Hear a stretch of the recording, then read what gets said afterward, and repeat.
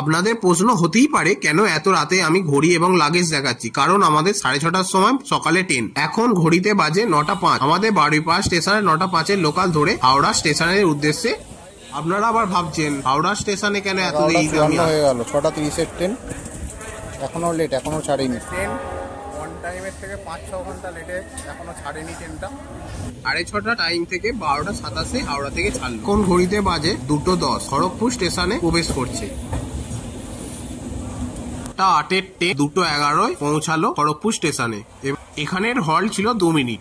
Kharagpur station থেকে ছাড়ার কিছুক্ষণ পর থেকে এত সুন্দর ভিউগুলো দেখতে পাচ্ছিলাম, সেটা তুলে ধরলাম আপনাদের জন্য।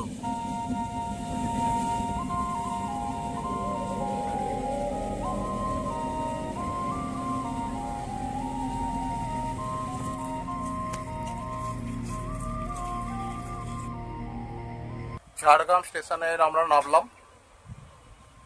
ওভারব্রিজ দিয়ে উঠে বাইরের দিকে বেরিয়ে এলাম। বেরিয়ে এই স্ট্যান্ডে আসলাম।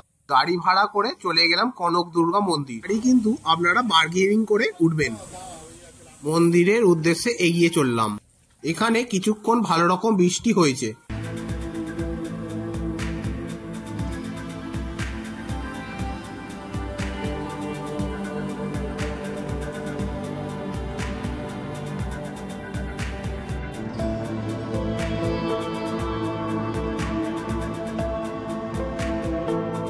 মন্দিরের ভিতরে ভিডিওগ্রাফি করা বারণ। আমরা ডুলুং নদীর উদ্দেশ্যে এগিয়ে চললাম।